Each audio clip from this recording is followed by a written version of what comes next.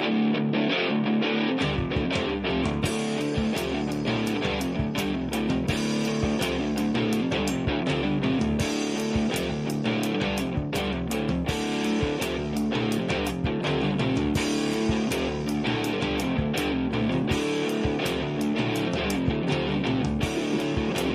it ride. I don't know if that's necessary. I see Don's already joined us, which, by the way, he said he loves it when we talk dirty to him. I don't feel like lowering the music today, my brothers. You do whatever you want, man. It's fine. Let's be honest, it's because you forgot where the button is, isn't it? Shut up, Scooty. Because we are a well-oiled machine here at Vagabond Nerds, we value your concern and effort. If you would like to talk to us about how the fact that we haven't been on forever, get over it. Yeah. Nothing but the highest quality, consistent content here on Vagabond Nerds.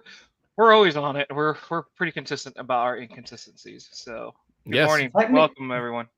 Technically, wouldn't our name it plays into the? I mean, we're at Vagabond. You never know when they're going to show up. Yeah, we wander to and fro from time and space. Yeah. Y'all know better than us. I mean, we warned you from the very beginning not to listen to the show because it was horrible. It's terrible. Who wants to? This is really on you. It really is. It really is. It's all of y'all's fault. Yeah, we could be having brunch right now. Instead, we're doing this. Oh, I blame you. Finished brunch. I made bacon eggs. I didn't have any mimosas or anything. I'm just still drinking tea from breakfast. But yeah, we just. Sorry, Jason. Sorry for your luck, sir. That'll change later tonight. Oh yeah, that's true. And also, Jason, sorry for your luck. Yeah, thank you. I appreciate the sentiment. Did you see the menu lineup for tonight, Jason? You sure? I did. I did see what I was missing out on. Oh man, tabbouleh, right? I mean, come on. Brisket and chicken, I'm pumped, dude. Salmon. Yeah. Cannot wait. Yeah. I told my wife, I said the same thing. I was like, I know salmon's a possibility, but we don't know what's going to happen. And she looked at me, she's like, I don't think I've ever had the salmon. And I was like, yeah, that's right. Because 1, I never brought any home. 2, you weren't eating fish back then. So you've never had the salmon before. So this should be quite the experience for her. Yes. So, yeah. Should be good. Sorry, Jason. Yeah. All right, let's do the obligatory. Brought to you by Jeremy over at Titan Comics. Go get your comic crap from him. He's our favorite comic monger. By the way, hey, can you? It's been so long. We can say this. I don't do it. Oh, yeah. Let me do it. Do it. Speaking of comic mongers, we also recommend him not just because he's our sponsor. 2 months sober, by the way. It's also because we have a comic coming out, and you can go pick up your issues from Jeremy over at TitanComics.com. Horror Comics from Antarctic Press, issue 34. We have half the story in that. Oh, got a little story in that. Yeah, we got a story in there. So there's 2 stories. I believe we're the first one according to the layout. The layout that we got, and we also have the back cover. It's called Gray. It'll be go. I can't say it's gonna be good, but it's worth images. But go spend money. You can't put up any images. You guys can't put up images of this. Not yet. No. You make it sound like we've had an experience on how to run a show, things to do naturally, to have up, to promote. Which by the way, just to clarify for everybody, it's these two have the comic. I take no credit for this. This is not a Vagabond Nerds comic. This is a Gnome King and a Paco endeavor, and they've done an amazing looking job. So yes, go get the comics from Jeremy at Titan Comics. It's still not what we're used to, but Sean, we actually have to share that with you, my friend. You don't have to share that with. That's not with me, man. No. No. I mean, just the fact that we haven't even shown you.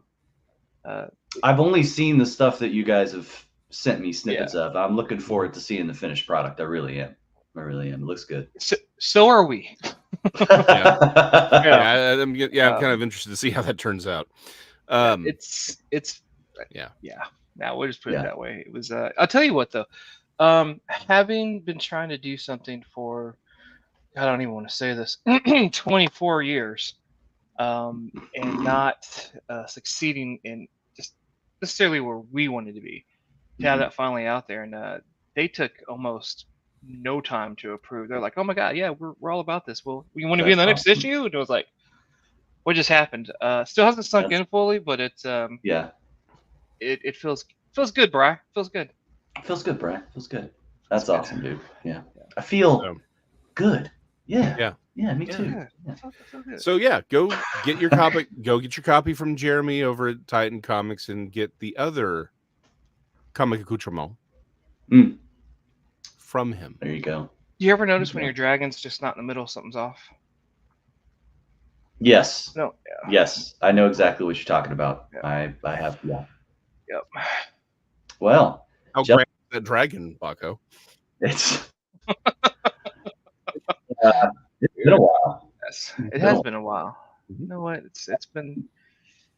How is everyone? Why don't we start there? Let's just start easy. Good. Is that easy? Tired, but good. Tired. Yeah. I'll agree with that. Yeah. We are redoing all the floors in this house, which means we pulled up all the floors ourselves. We're paying somebody else to install it, but we demoed everything. That's going to be fun. Can't wait till that's done. And I went to the Sasancha concert last night, which was Primus, Perfect Circle, and Pussifer, all three on stage at the same time, just playing music from each other's catalogs and stuff. Just going back and forth? Just going back and forth. Like, Perfect Circle opened the show, played 3 tunes. Pussifer came on, played 3 tunes. Primus came on, played 3 tunes. But nobody left the stage. They would just go up the stairs, and there were couches up at the top on the sides of all the drums. And you just see them up there sitting in the couches, drinking out of solo cups, talking to one another. And when it was their turn to play, they'd get up and come down the stage and start playing music. It was awesome, dude. That's crazy, that actually sounds like a lot of fun. It was. It was really cool. It was at Toyota Music Factory, which, by the way, if you get a chance to go there, amazing venue. Cool venue. I like that venue. Really good venue. Yep. There are times where you wish that some of the Dos Equis Pavilion artists would go there a little bit more. Oh yeah, yeah. Pretty cool. Yeah, no, it's cool. Jason, you doing good, my friend, my brother? Like, what's going on, man? Just doing art. Now. I'm hoping actually Arcadia hit me up for a couple of books. I think I'm getting this. I should have most of the interior art done today for the second book, and then I got to work on the cover. I would like to get the cover done today, but I don't think it's going to happen. So it'll probably be next week. But then I'm on to the rest of my stuff, and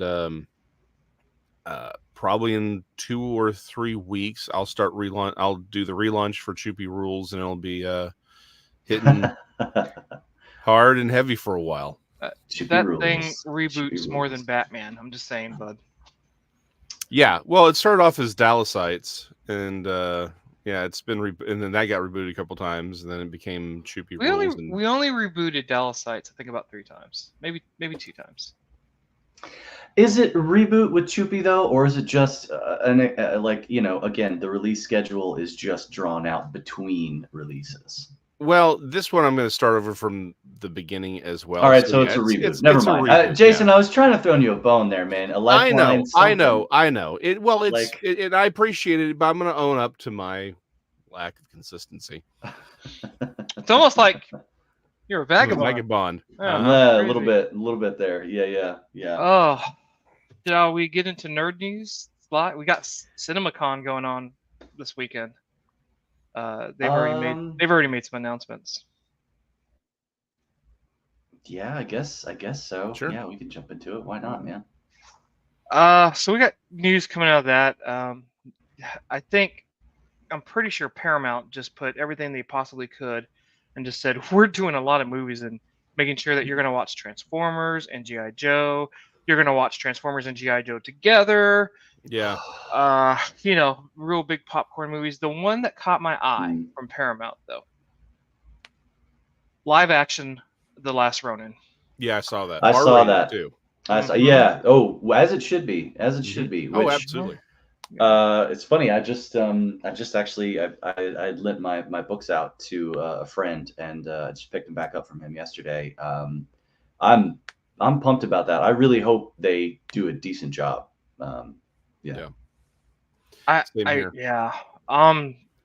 That's something that was not expected for sure, right? Really? A movie version of it. I mean, they'd already talked about we were getting a video game, right? Oh yeah. But it's what's the word I'm looking for? It's unexpected to think that we were going to get a live action movie as well with this. It just doesn't happen normally, It right? feels like a more obscure thing. Okay, my only request, like I don't care what because they're gonna make changes, they're gonna do whatever, but that's fine.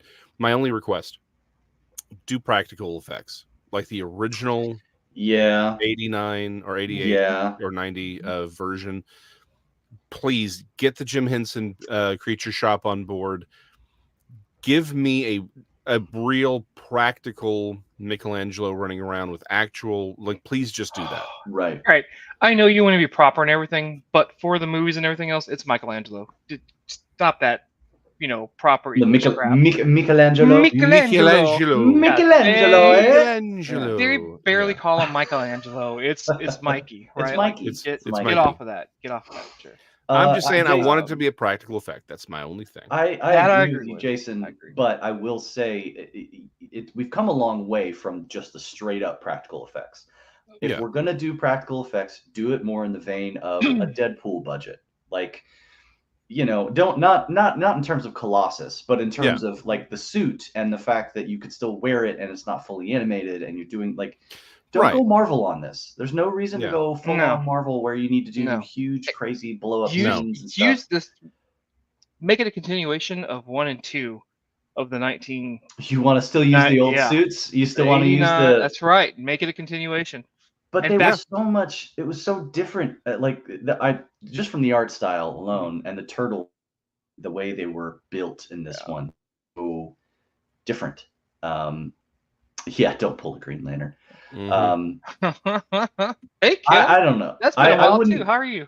Yeah, I wouldn't mind it, I guess, but I do think there's opportunity to do something a little different in design. Yeah, no, and I agree. My broader point is I just don't want to have him be fully animated like they've been doing. I don't think it really works as well. You don't.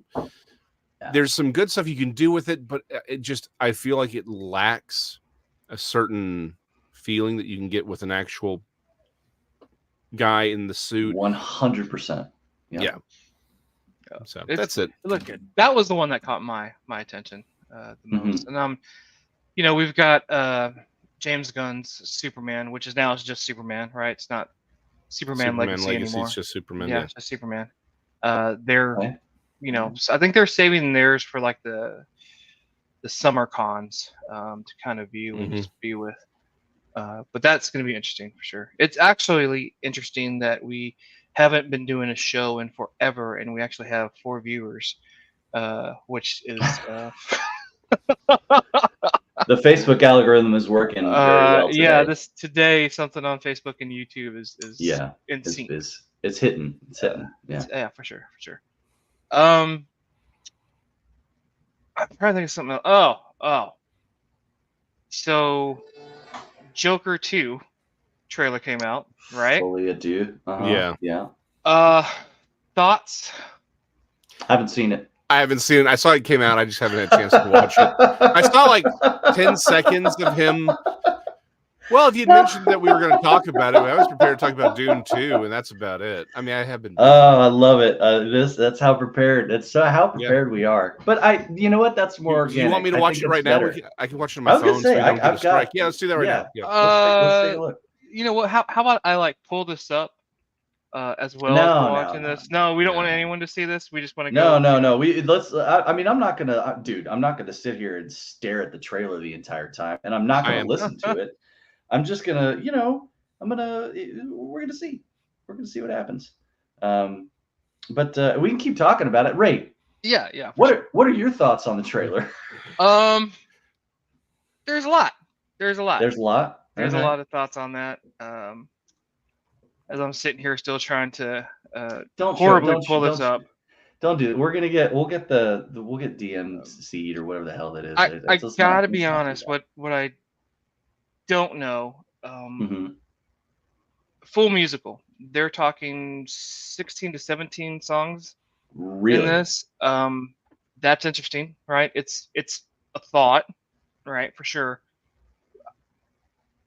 Look, guys, the first one was so dark. You come out of there scrubbing a bit and trying to make sure that you've taken a shower.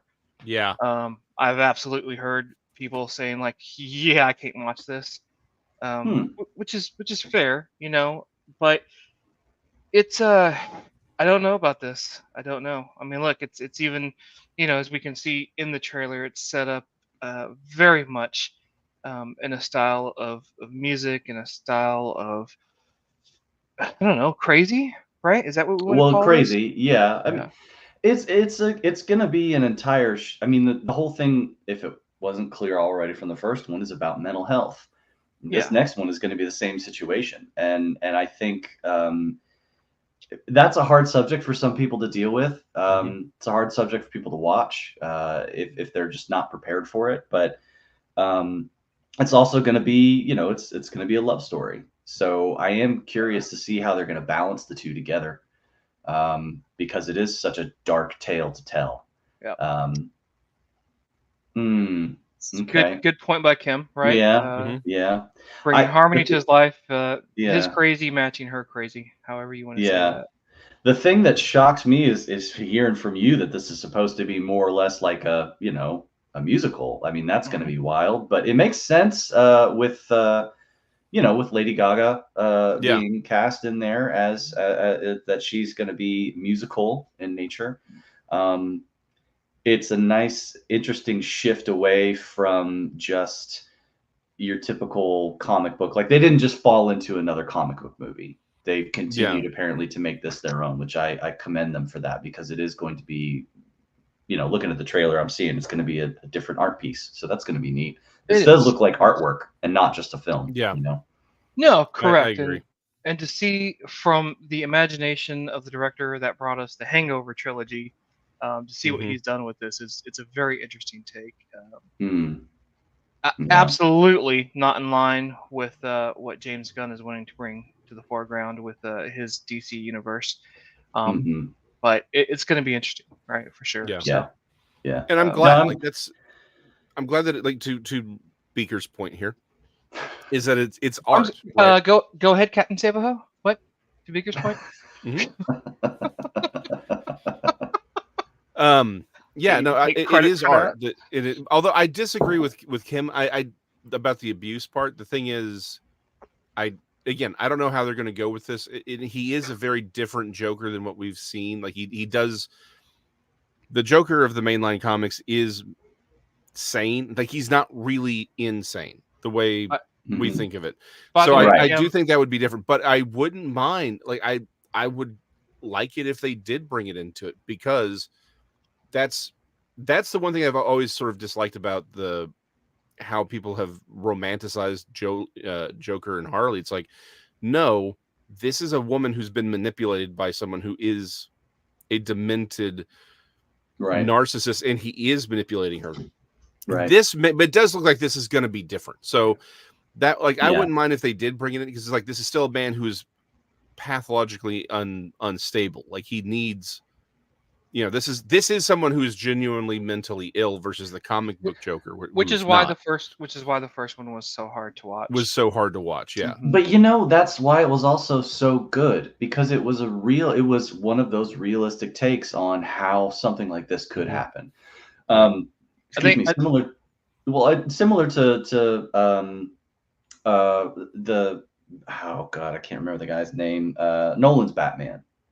You know, when you first see, you know, the Nolan's Batman, that first one, you're like, wow, that's like that at the time you're like, that's Batman, because it was real, it was visceral, it was grounded, it was it felt, you know, it felt like it was in reality. And the same thing exists here with this Joker thing. It really puts it into reality. And I know that, you know, for people who've had traumatic experiences with mental health or abuse or anything, these things are going to be hard for them to watch. Yeah. But these And are stories that deserve to be told in a way. Do you know what I'm saying? And not just Yeah. because of voyeuristic need to see that kind of thing and that we're all there to consume it, but at the same time, putting it out there for others to see and recognize signs, and also to avoid them themselves. Do you know what I mean? And to help educate others to be kind to one another. Otherwise, this is what happens. Like, it's a tale, a cautionary tale is the way I see it. You know, and to like Kim's point on there, it's like, again, it just goes back to that first one was a really hard to watch. Seeing that in the theater, you just came out and you didn't. I watched it at home. I did not see it. Yeah, I saw it at the theater, and let me tell you, you're squirming, you're looking at it, you're like, Yeah. You know, you Yeah. you can see the acting and everything that goes into it, but it's really a difficult watch for sure. And so, for those who don't want to watch it, like, don't. I don't think this one's going to be any smoother of a watch, right? But it's certainly going to be out there. So, Kim, to answer your question, the Batman musical was actually called Batman '66. It was fantastic. I was gonna say, I think I could have sworn there was a Batman musical somewhere. So one of the hit songs from that is "Some Days You Just Don't Know What to Do with a Bomb." Oh yeah, that's right. That's right. I remember that joke. Yeah. I love, someone put the Nolan universe and compared it to scenes from Batman '66. And it was just updated scenes of the bomb, like, you know, they used him running with the bomb, and you see, you know, at the end of the Dark Knight Rises, he's trying to take the bomb out of the city. Yeah, like, it was just a rehash, it was a remake. So no, Kim, we're sorry. There's really not a Batman musical. We're just making fun of the original Batman. Well, wait, wasn't there? There was a stage play. There was a musical stage. There was a musical play. There was a live action musical stage play of Batman. But I don't think that was until the '90s. If memory I don't know if it was recorded. Yeah, I mean, who knows if you're going to find it. It has been endlessly mocked. Even Batman Beyond did a gag on it. Yeah. I remember the Lego Batman did a gag on it as well. Yeah, they did. Oh, did they? Yeah. So anyway, yes, there has been. Can we talk about the fact that whenever Godzilla releases a new movie this year, it can do no wrong? My goodness.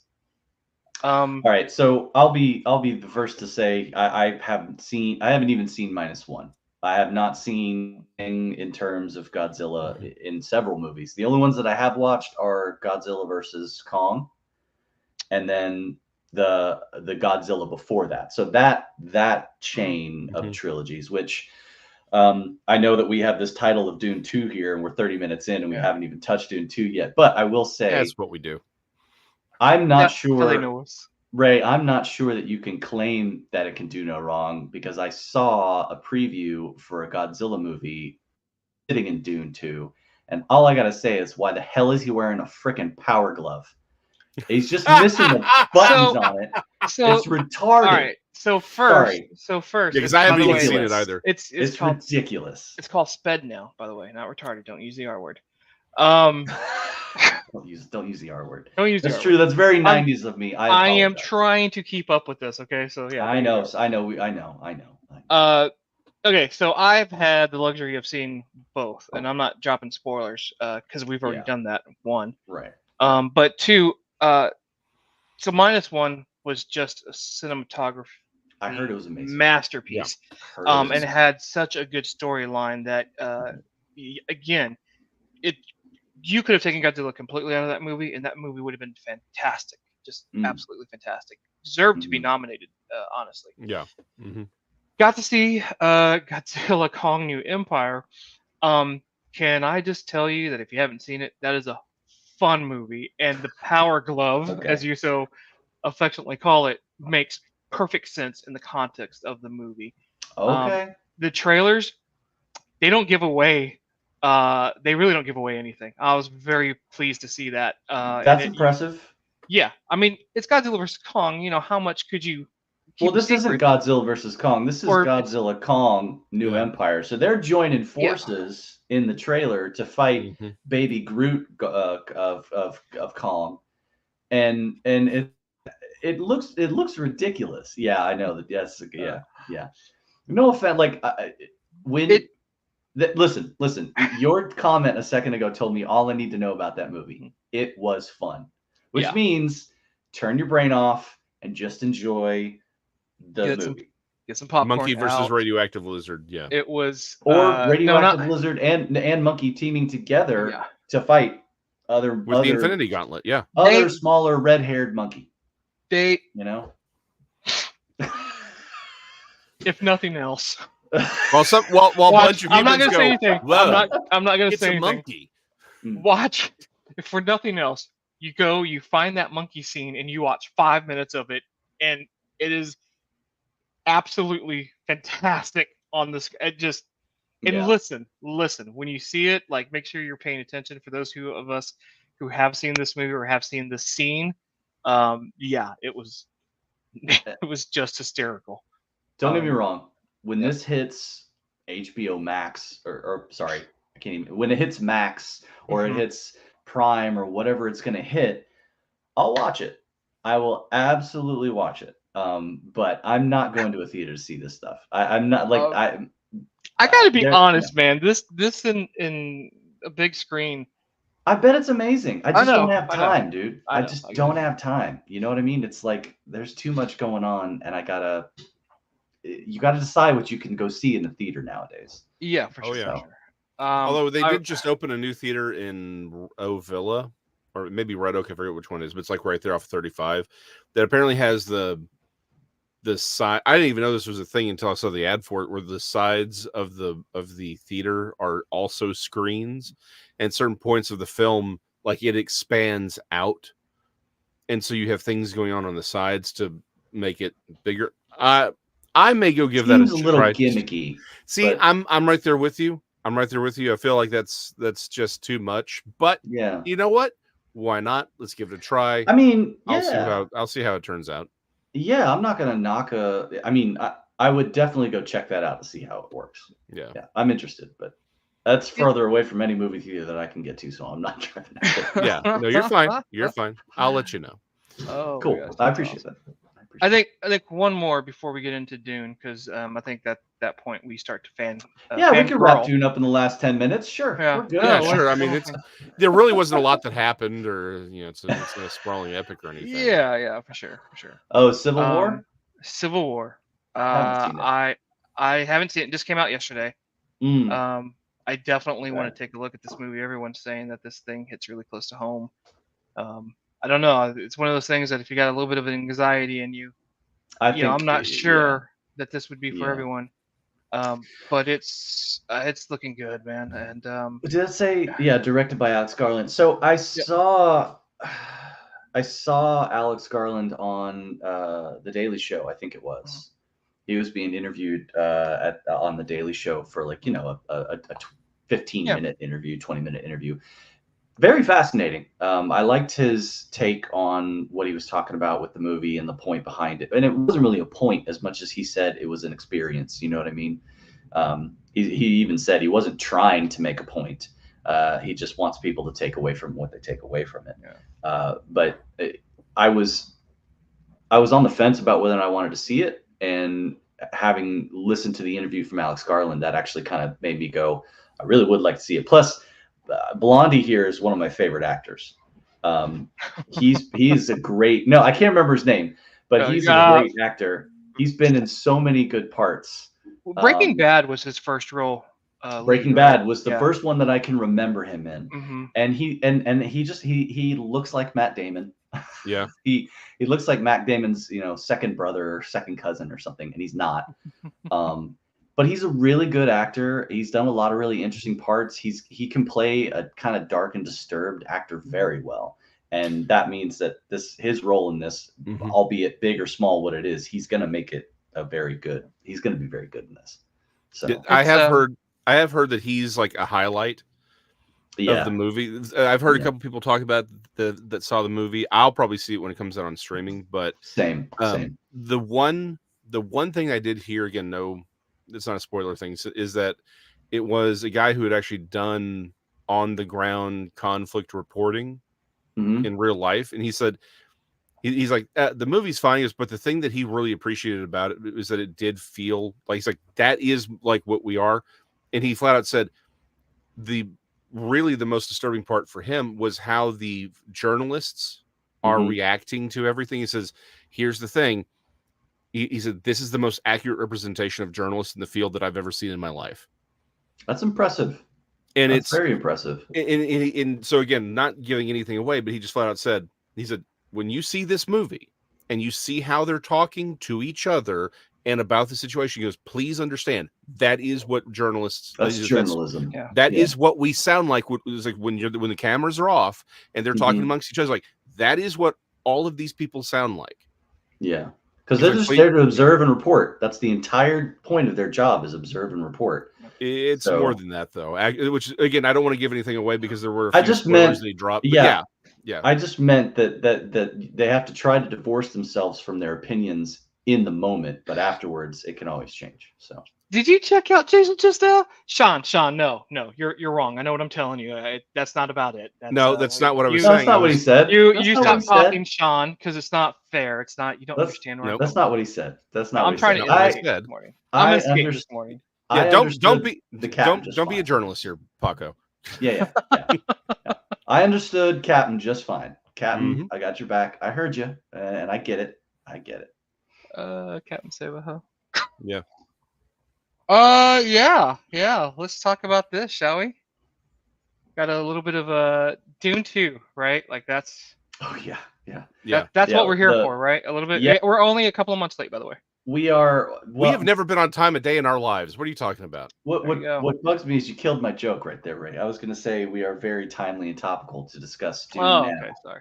As it's just come out. But thanks. There's opportunities there, Ray. You got to see the opportunities, man. I know, man. What do you want for me to be awake and raring to go? The opportunities, or professional or cognizant. Any of those above. So let's try to do spoiler free for a bit. Okay, spoiler free. Let's do the questions. Hold on. The normal questions. If everybody's already seen the Dune from 1989, Six? No, I thought it was 86. If everybody's already seen that Dune, yes, this Dune's a little different, but we all know how it ends. Yeah, it's not like nothing's different.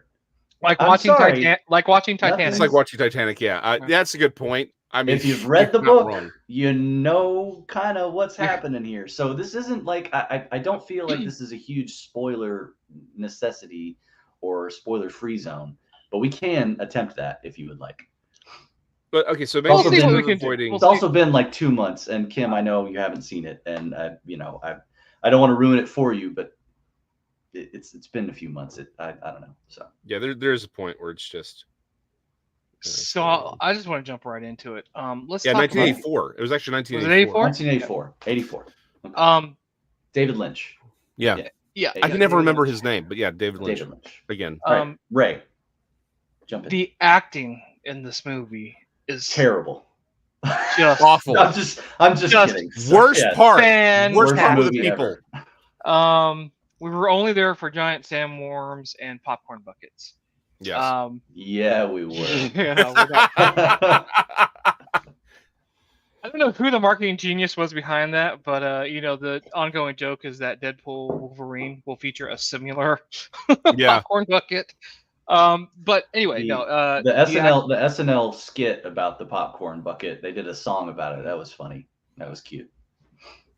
Sorry. There was not a bad actor in this movie. No. No one pulled me out of it. I think Austin Butler as in his role. Fade Rotha. Fade Rotha was. Yeah, he was genius. Perfectly insane, but in all not in the Joker way, but just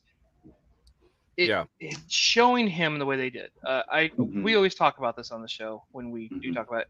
Mm-hmm. Setting up a proper villain is always given a 15-minute. Here's his backstory. Here's why he's doing it, and here's what he's currently doing to offset your protagonist. And it's fast. It's rushed. Sometimes people get it right. Sometimes they don't. When you take the entire second act to flesh out this character and sit there and look at his motivation, to look at where he was raised, to look at who he's done, and you literally take that time away from your protagonist. Mm-hmm. I was in awe of how well they pulled that off, Yeah. because Yeah. for almost 45 minutes of this movie, you don't really see anything about what's going on with your protagonist, what's going on with that group, what's going on with their struggles or survivals. You are focused on this insane madman for a good portion of this movie to let you know why he's going to matter here in the third arc of the movie. And I thought that was brilliant. I thought it was absolutely brilliant. I agreed. The version so Denis Villeneuve's version of Dune, this second act, did so much more to flesh out the Harkonnen side of things and our understanding of their villainy than the previous movie ever did. So in that light, this is a leaps and above and beyond movie just on that fact alone. The way they chose to shoot that scene where they are introducing Feyd-Rautha in the Coliseum that they did, there's a transition as they're walking out to the light, and they're showing you the light of the Harkonnens' planet. That transition is actually a practical effect, which I thought was phenomenal. They did infrared camera film. So they used infrared film to get this. And that's what made the blackness in the eyes. And I mean, they blacked out his teeth, of course, too, but also like it changed everything. And I loved that they did that. They made that choice.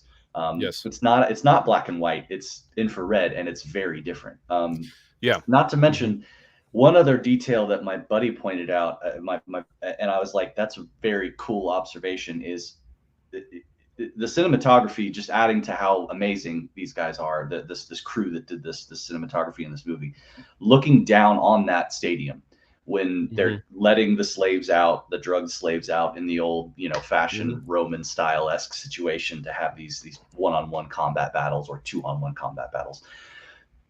The sun is not directly overhead.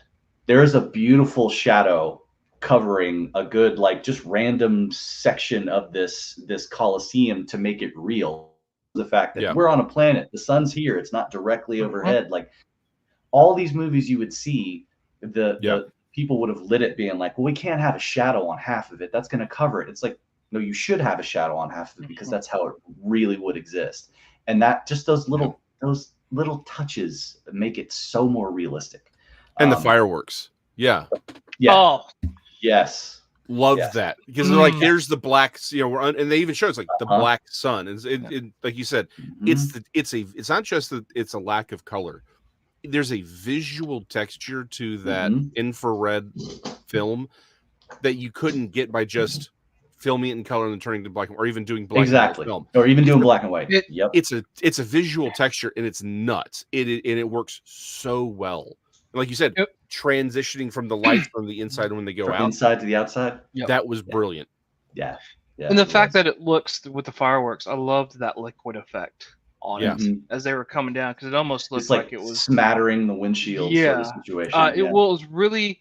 It reminds me of like wait, shut up, Scooby, because I know we're gonna go with this, but it does remind me of painting when you're just throwing to make sure, and it's a natural drip for it, and that's what that effect looked like, and it was just I loved everything about that scene. Can we talk about the fact that we know Zendaya from Spider-Man, and it's a totally different kind of character? Then there are people that know her from Euphoria. Euphoria. Yeah. Euphoria. Yeah. If you ask some of the characters in the show that said that, that's probably how they'd sound. She's, I mean, just absolutely acted her heart out. This is she's a phenomenal actress. She was second to nobody in this movie, and she held her ground against some really fantastic actors, and then surpassed them. She surpassed them. The ending, I know we're going to jump around here and there, but the ending of this movie with the focus on her, where you can actually see not just the pain that she's expressing, but you can actually see it in her eyes, the frustration and everything. And it was That was which, by the way, as I would say, I know what that scene is. That was a beautiful scene to me, because it was heartbreakingly terrible. But the fact that we know what has to happen here, but it was so well done, and you're saying it so well. Like she acted, she doesn't say a word. No, once or twice she says one or two things. Yeah, but for the most part, when when Paul is announcing what's going to happen, just to everybody, and you see like it wasn't just hurt, it was anger, it was frustration, it was everything. It was that she told disbelief. him, don't do this, because if you do this, it's done. And just seeing her go through every single look on that, I didn't really. I have seen. I can't remember the last time I've seen someone pull that off just by looking at the camera. And also, really a tragic. Again, if you read the books, you kind of know what's about to happen. Yeah. But just the tragic, but necessary actions that Paul has to take in order to move forward with freeing those individuals. It was just and that's okay. So this is the one change that I think is very, very smart for this film. I don't know if it's how they would play it out in the third film, but it makes it's like, so I'm gonna Messiah is coming. Yeah. So okay. So if they've announced that it will come, then okay, cool. I will hold off. Because they prove they can pull this stuff. Yeah, I do. I do believe 2 or 3 days ago they said it's greenlit, and Denis Villeneuve already has like 3/4 of the script written. So he did say though, if they can't nail the script, and he won't do it. That's true. He's like, if they can't nail it, he's not going to do it. He goes, "I'll that's fine." And it's greenlit. So because I think the changes in this film make the rest of the story are going to make it a lot harder depending on how they want to play that. But like I said, I'll let that be the problem for tomorrow. Today, though, the changes that they made to the characterization. You're gonna call him? I'm gonna call him. I'm gonna call him. So Denny. Denny, we need to have a one-on-one here. Let's have a heart-to-heart. Okay. Look, we need to have a coming to Mahadib here. A CTM, if you will. Exactly. Anyway, so the changes that they made. Such a nerd joke. Go ahead, my friend. It's a great joke, man. That's a great joke. It was good. Thank you. Anyway, the changes that they made to the script, to the story, that I think work really, really well for this film is they made Jessica very much a predator. Like when she finally decides this is what I'm gonna do, she changed. Like you see her, she's like, okay, fine. If we're gonna do this, we're gonna do this. And they make, like, there's that point. She becomes a full-on predator. Yeah. Because in the books, obviously, she was very gray. I mean, in all the books, a lot of this stuff is very, very, very gray. It is. It's not as fleshed out as this movie was. Well, it's not that I say fleshed out in terms of delivering it on screen. Right. Yeah. Well, when you read it in the book, you can put your own ideas into the book and get correct. What you want. Yeah. Yeah. And it wants to be more complex. He's trying to drive home the point of and so he makes Jessica a lot more predatory. Again, in the books, Stilgar really isn't sold on him being Mahadib until really it's like, I think it's book 3. It's like at the end of that story that he's like, okay, you may be the guy. It was just the fact that Paul couldn't frigging lose. He was Stilgar's like, hey, you're winning. I'm here for that. But that change to his perspective into him being like, he is a more religious fanatic. It is in how easy that is to manipulate, which is why I think Stilgar and Gurney, Josh Brolin's character, they work really well as foils for one another in the same way that Fade Routher, they spend time developing him, because Fade is a foil for Paul, Timothy Chalamet's character. Yeah. But then so is Stilgar and Gurney, because one's the religious fanatic who believes in him, and the other one's like, I don't believe any of this stuff, but I do want my revenge from my Duke, right? Yeah, and you're the Duke. No, he's devoted. They're both devoted to Paul. from different aspects. One, Right, like you from said, different aspects, is a religious belief. The other is one of duty and honor. It's a familial Yeah. belief. So either one still runs deep in your blood, which is why Yeah. they still agree with one another, but for those opposing reasons. And you're right. Like Gurney's entire thing was, you know, he was like, do it, become what they want you to become, lead these people, use their power. And he's saying, use them. And Stilgar is saying, we want to be used. Because he's like, we want to, but not used as much as like, we want to be this movement with you because you are who we need. We're looking to you as our savior. You're our savior. Exactly. The fact that Paul is just absolutely taking down armies and enemies and foes, and how he's able to pull that off. And that first hour of them just really building up his, not just his story, but his legacy. For what he'll become is just it's very cool to see. It's very cool. Fighting it the entire time, flat out saying he's like, I don't. He doesn't want to do it. Almost, and it's that way up until the last 20 minutes of this movie. He doesn't accept it until he absolutely has to accept it, because you're right. It is only like the last 20 minutes. The whole full beginning, he keeps saying, I'm not going south. If I go south, I have, and he says that if I go south, I have to become what they want me to be. And he doesn't want to do that because he doesn't want to give up his love for Chani. Like he doesn't want that to happen. And it's such a, you know, he does it because he knows that's what has to be done in order to save, like you said, to save the people. It is such a, that's the other thing that's underlined throughout this entire movie, as a subplot. But the love story that you see between Paul and Chani is just, it's incredible. And seeing them fall in love, seeing them go through, knowing that they need each other, and then seeing him realize, because he does it too. You know, when you see Timothy Chalamet like go through that last moment where he realizes, I have to let everything I love go in order to do what is going to be right for the entirety of the species. He has to be selfless. And he just, that's the part that was so hard, and that's having him go back to her right after he said the horrible things that he said of what he has to do. And just telling her, you know, I always love you. I'm always loving you. Like you are my only love, but I've got to do this.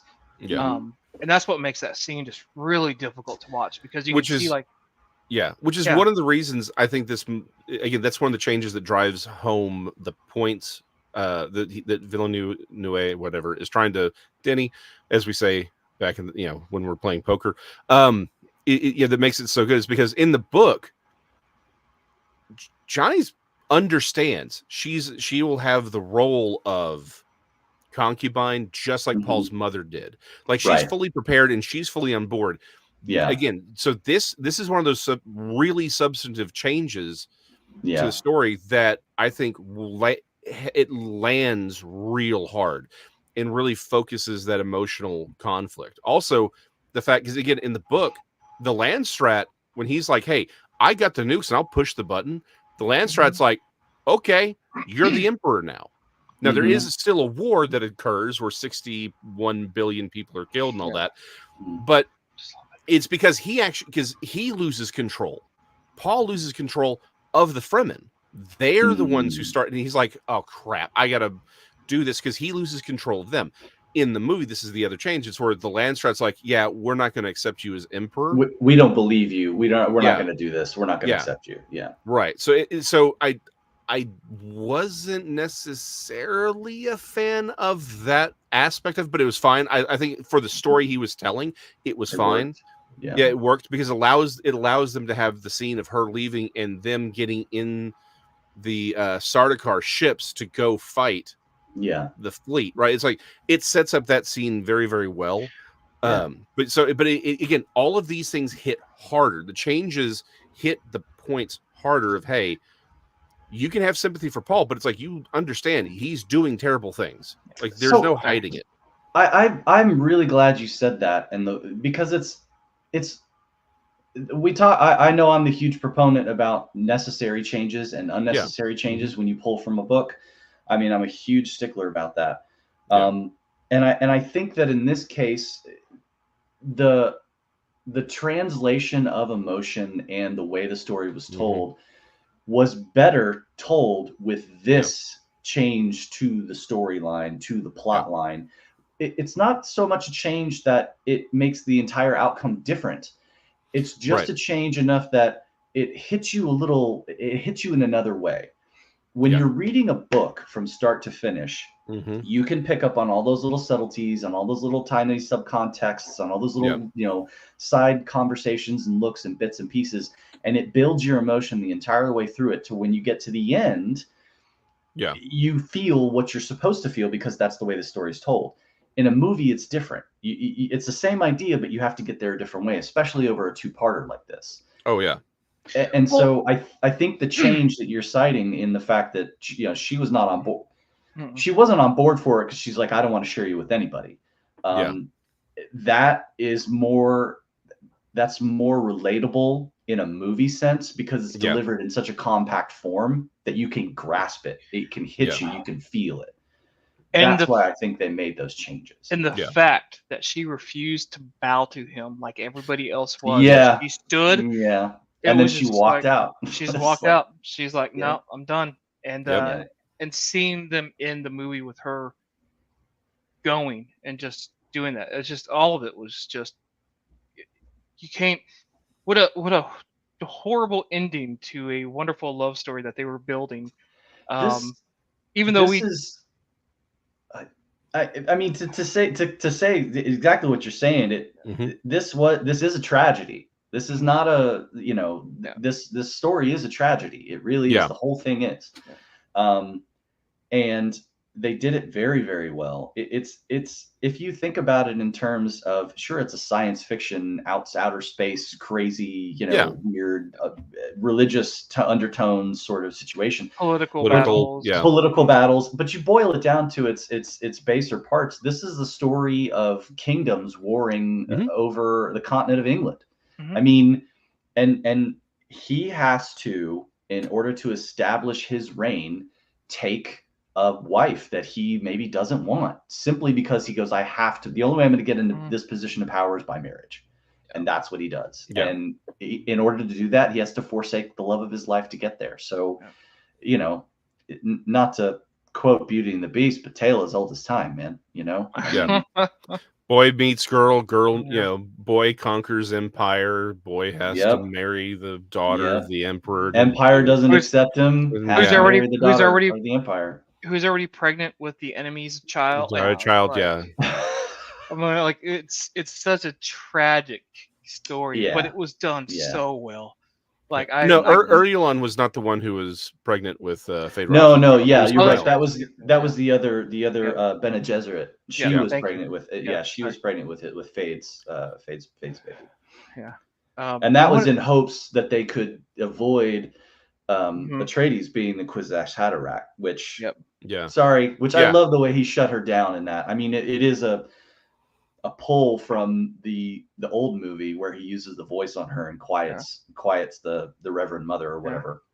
But she drops, doesn't she? Like she she falls back and like, whoa. In removing abomination, but she's like, Well, in removing the sister from that entire, because that was the one thing I was wondering, like, how are they going to play the his sister in this? But it's like by making all of these events just a few months long, like it's like 8 months from the end of the first movie to this event, and having the sister and playing his sister the way they did, I think again it drives home.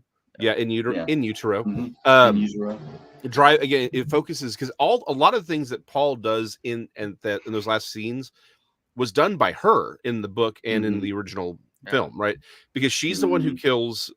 She stabs the Harkonnen. Yeah, that's right. In the neck. And with the gun Jabbar, and it was and she's the one who's called an abomination by the mother. Yeah. So it's like so it's like taking all that and bringing it back to Paul again. Those are changes that drives home the points that you're trying to make, right? Yeah. And it's and again really focusing on the fact that his mother is a Harkonnen. Is literally it's like it's driving home the point that Herbert was trying to make about, because that was the word I was looking for with Josh Brolin's with Gurney, is that it was political, whereas Yeah. Stilgar is religious. He's political, and Herbert's saying it's the same thing. It's the same thing. It Yes, doesn't same matter. thing. Yeah. Yeah. Right? It's like Yeah. it's just different perspectives of the exact same mistake that people are making. These are all the same people. And again, the idea that he's the grandson of Baron Harkonnen is so important, because it goes back to what you were saying earlier, Sean, about how this is like the history of the European continent, right? Mhm. Particularly World War One. All of those leaders were cousins. Yeah. They were all and they were warring over territory them wanted, and that was, I mean, it boils down to nothing more than a giant family feud, and that's what this is. Like, you know, seeing that getting those snippets of background, by the way, delivered at the right time, like when they delivered them in the film. Seeing those little snippets of background and learning those bits about him, and seeing Paul understand what's happened to him, and realizing, you know, kind of those last things that push him over the edge to where he's like, I have to go south. Like those things make that change where he's like, this is going to push me in the right way.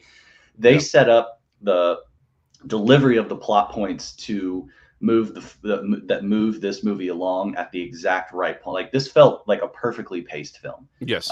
As did the first one. Oh, exactly. Yeah, but you don't feel the length of the film. That's to your point. You don't feel 3 hours.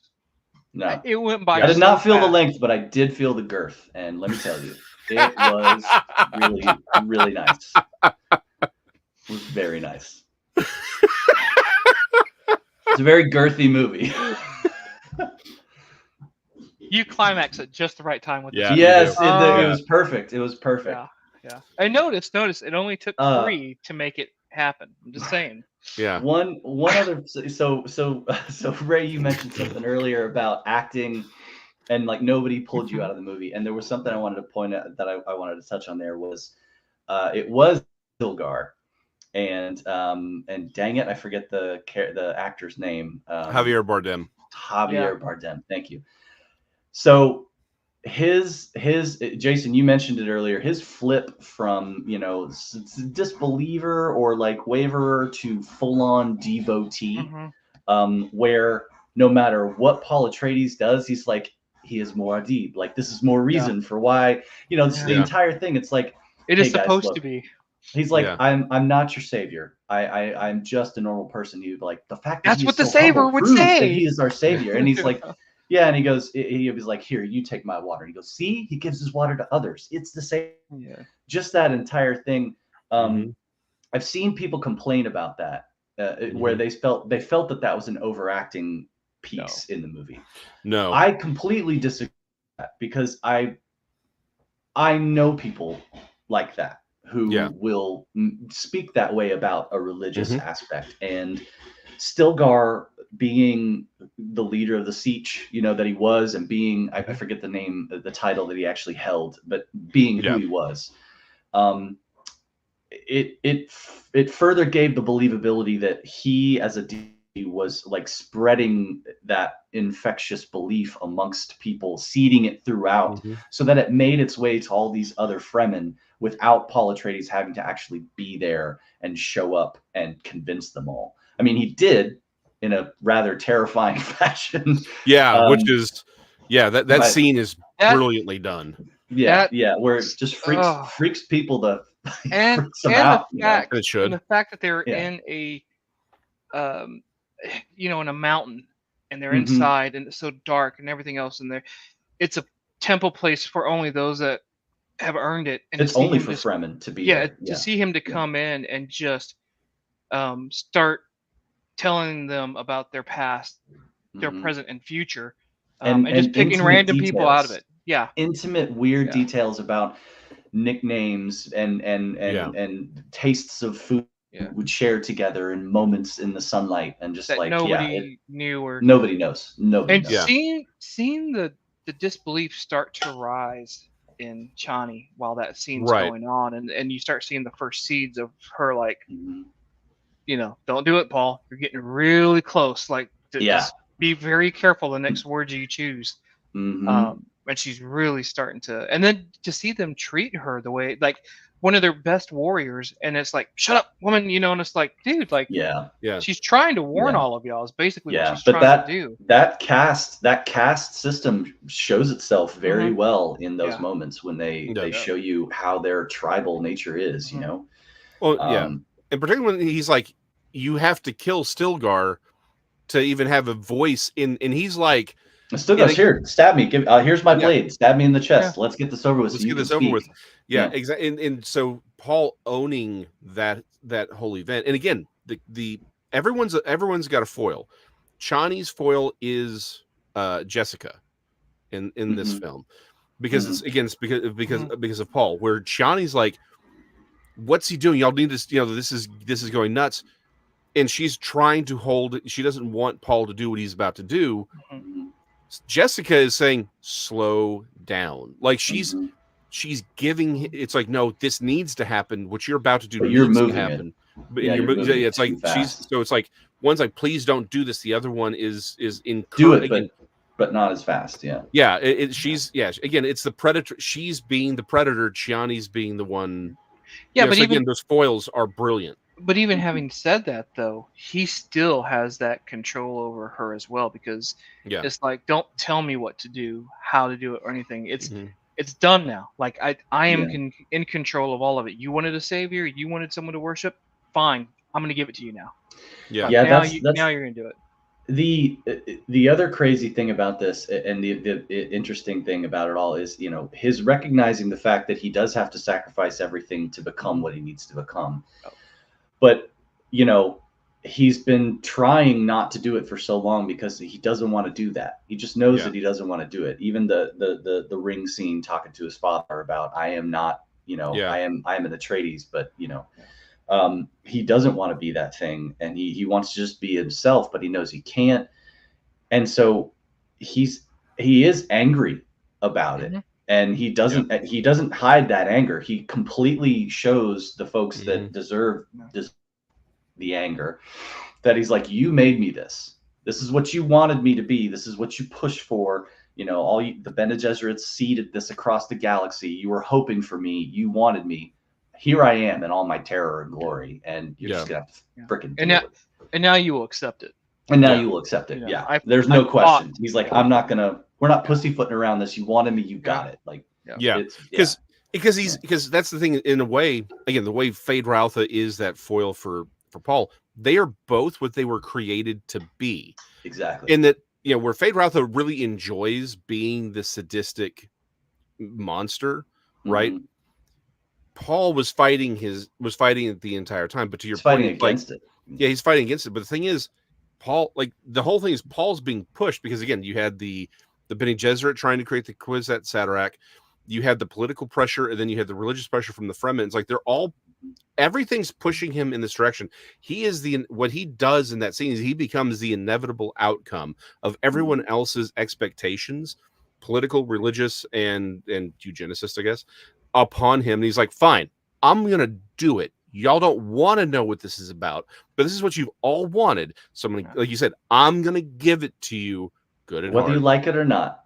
Yeah. You think no, I'm saying they think they know what they want. They want one thing. They think they don't realize that once he is that person, he is going to do what he does. And your hopes and dreams be damned. You're not a leader. I am. Yeah. He becomes the dictator.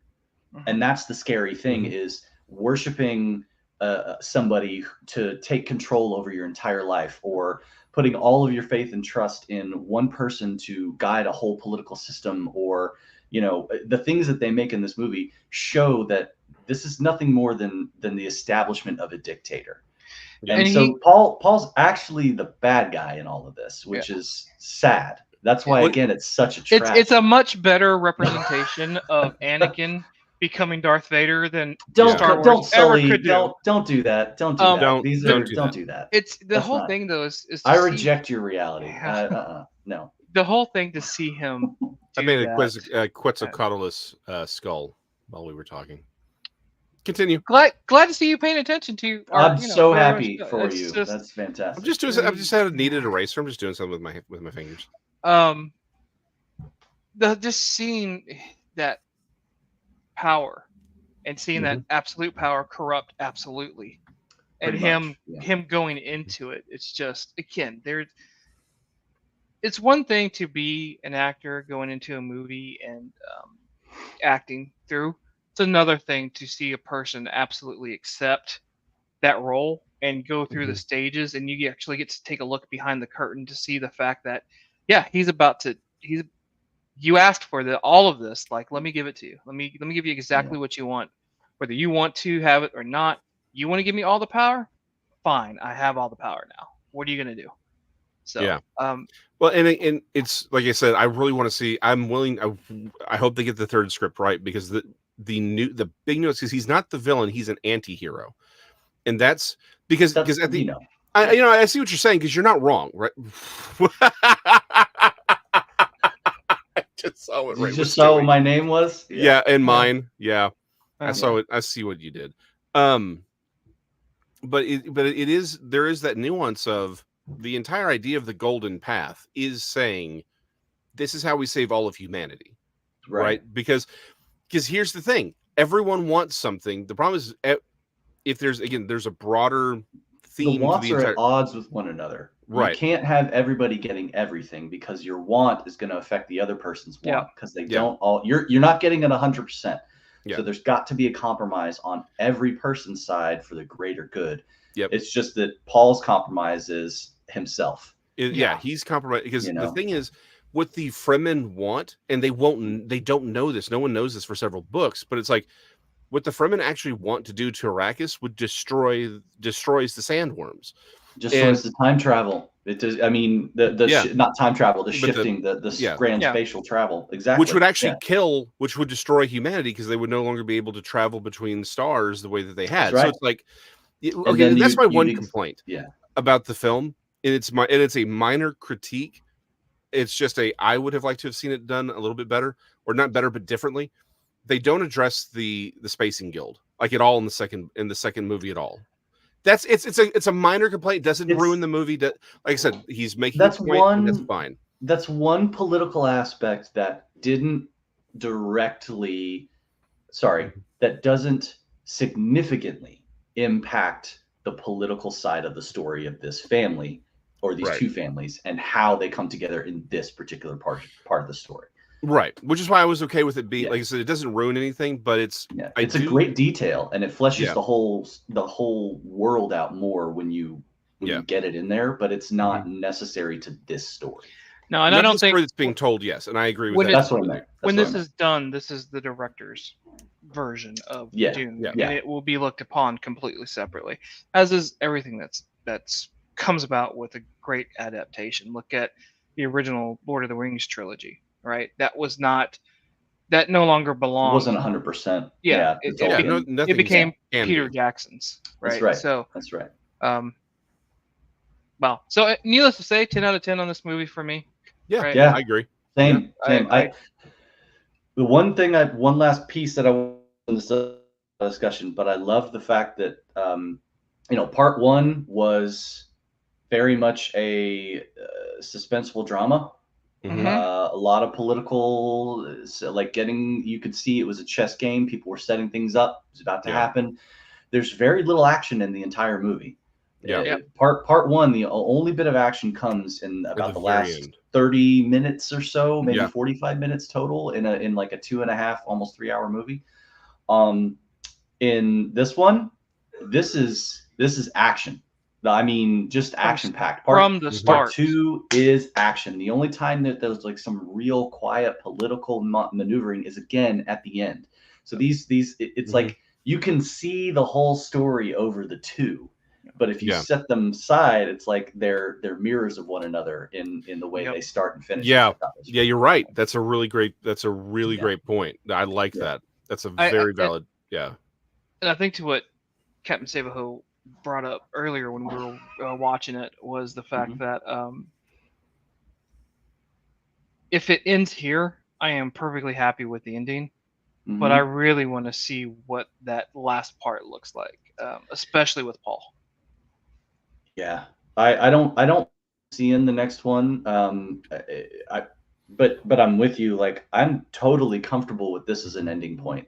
Yeah. This is one of those. This is one of those great things that we don't get enough movies that end here.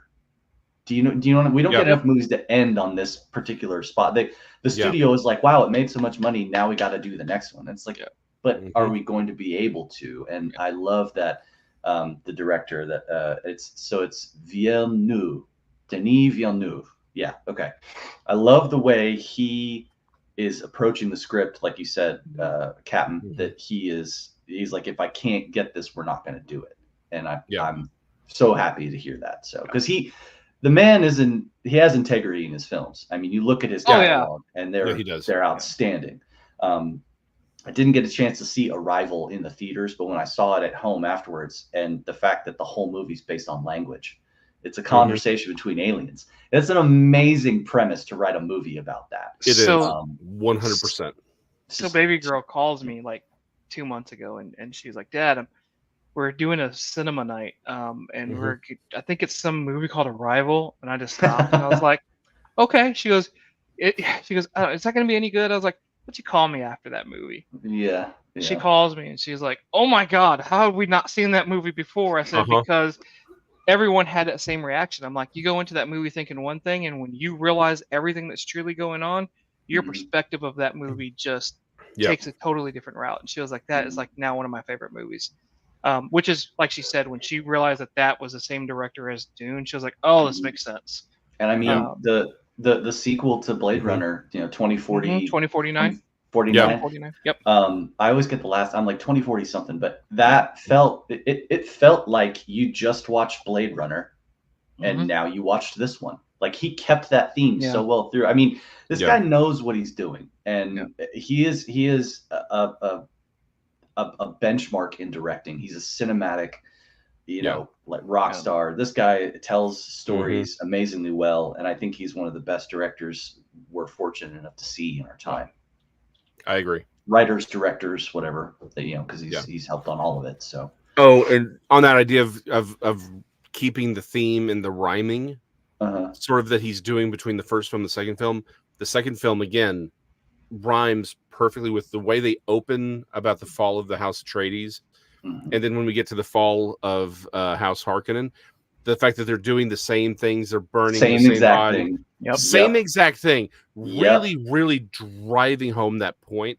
Again, that is something that only someone who knows what they're doing would do. Because it's a very dangerous place to do it and be that obvious about what you're doing. But if you do it right, it pays off. The problem is sometimes a lot of people try that and it fails so badadly.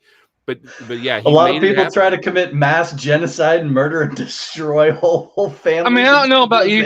I don't know about you, but I remember that clearly in the history books. I know. I just think I think it's funny the way you phrased it. You were like, it's hard to do, but if you do it well. Well, you got to bend with your knees when you're trying to burn that many bodies, right? A lot of people they put it in their back and then it gets thrown out. You don't enjoy the s'mores later. I'm just saying.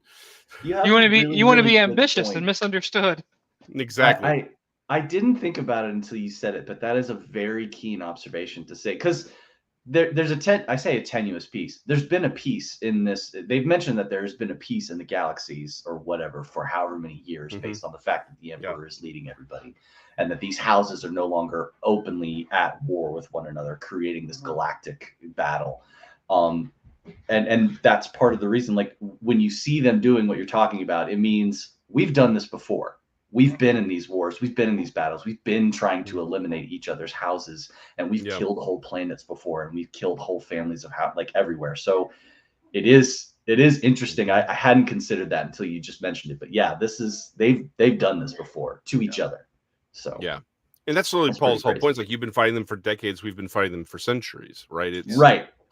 Yeah, right. Like again, everything about this movie is I hadn't considered very that. well done. Yeah. Phenomenal film. Can't wait to see it again. Yeah, for sure. I've only seen it once, and that was.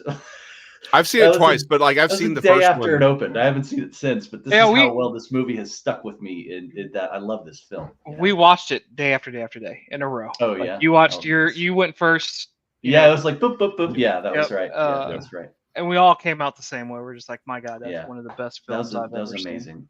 That's amazing. I would easily put the two of those back to back and watch them all the way through. Yep. Without question. Without Yeah. question. I had to do the whole thing. High rewatchability. Yeah, I've seen that first one probably a dozen times now since it hit like streaming and all that. Yeah, I love it. Yeah, I've watched the first well, one maybe half a dozen times. Anyway, I've seen it a lot. I love it. It has become my go-to if I'm going to do stuff around the house. It's my background. Yeah. It's just so damn which is weird. It's not a great background movie, but when you see it as many times as we have, it becomes a great background movie. Yeah. Yeah. Well, on that note, Netflix, The Gentleman, the series. I haven't watched it yet. That's strong. I like that a lot. My funny, quick, smart, you name it. Okay. My buddy just mentioned it to me yesterday. He goes, "Have you seen The Gentleman yet?" And I told him the same thing, and he said exactly what you said, which is it's very engaging. My thing is, I want to see the movie, the original movie first, and then I want to go watch the series. Let me just stress that you do not have to do that. Oh no, I know you don't, because they're divorced from one another. They're their own thing. I just want to see the movie because that's one of the Guy Ritchie films I didn't get to see. Yeah. And I think that was after he was divorced from Madonna, so he had his own creativity back because she wasn't sucking it out of him anymore. So I'm interested to see how that movie did, whether or not it was good. Good night, everybody. You're muted, Jason, or quiet or something. I can't hear you. Invincible season 2. Now really good. Nice. All right. On that note, we'll come back eventually. I don't know. We're playing this by ear. We actually did have a lot of life happened between the last show and this show. Yeah. So, yeah, it was well worth everything on it. So, yeah. Sorry, finish it, Jason. All right, go get our comic coming from Jeremy. It's coming probably at the end of the month ish. American Horror Volume 34. No, it's just it's horror comics from Anarch Press. But it is issue 34. Yeah, issue 34. Last week of April, potentially first 2 weeks of May. We haven't had a strong confirmation, but wow, we've got stuff out there. So thanks in advance, Jeremy, for putting that on the shelf. Appreciate it. That's awesome. Which, by the way, Jeremy, we wrote a book. So sorry, probably haven't told you that enough, but yeah, we're there. So good night, everybody. Good night, everybody. All right. Later. Be good to each other, people. Don't be jerks. Or genocide's always an option. Just saying.